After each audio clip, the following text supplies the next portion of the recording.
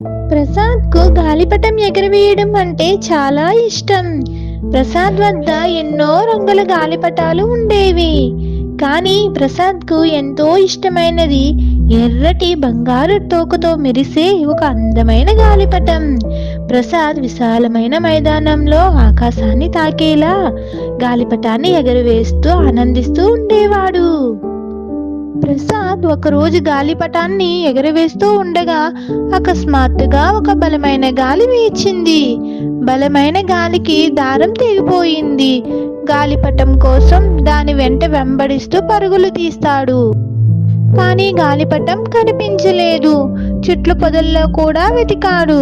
చివరకు నిరాశగా వెనుతిరిగాడు.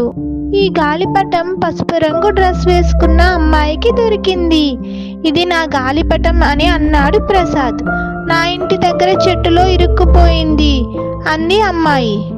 అమ్మాయి చిరునవ్వు నవ్వుతూ ప్రసాద్కు ఇచ్చేసింది. ఆ అమ్మాయి నాకు గాలిపటం ఎగరవేయడం నేర్పుతావా అని అడిగింది. ప్రసాద్ సంతోషంగా నేర్పించాడు. చివరకు ప్రసాద్ మరియు ఆ అమ్మాయి గాలిపటం వల్ల స్నేహితులు అయ్యారు.